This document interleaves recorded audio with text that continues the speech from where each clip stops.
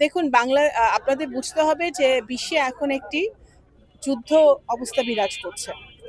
এই মধ্যপ্রাচ্যের যুদ্ধ মধ্যপ্রাচ্যে সীমাবদ্ধ নয়, এটা সারা পৃথিবীতে ছড়িয়ে পড়েছে এর প্রভাব।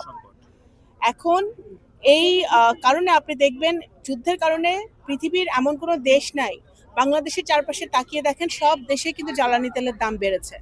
বাংলাদেশের সরকার, বিএনপির সরকার মনে হয় পৃথিবীর মধ্যে একটিমাত্র সরকার যেখানে জ্বালানি তেলের দাম এখনো বাড়ে নাই। জনগণকে কমফোর্ট জোনে রেখে আমাদের সকল সেক্টরের জনগণ যাতে ভালো থাকে, অ্যাটলিস্ট অনেক বেশি বিপদের মধ্যে না হয় পড়ে, সেই জন্য কিন্তু আমরা সরকার সচেষ্ট আছে। নগরকান্দা সালতায় পেঁয়াজের ফলন হয়েছে, সেটা অবশ্যই কৃষকদের জন্য সুখবর, আমাদেরও সুখবর। পেঁয়াজের ন্যায্য মূল্য যেন তারা পায়, সেটাতে সরকার সচেষ্ট আছে।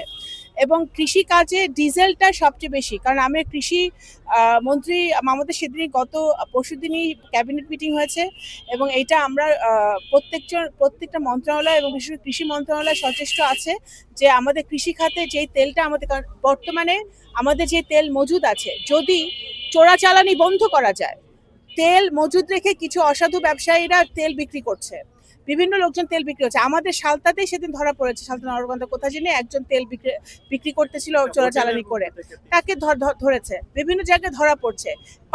তেলের পাম্পে গেলে যেই ভদ্রলোক একবার তেল নিত দিনে, এখন সে একই পাম্পে গিয়ে 5বার তেল নিচ্ছে, কারণ তারা ভাবছে যে তেলের সংকট। তেলের কোনো সংকট নেই, আমাদের সাশ্রয়ী হতে হবে।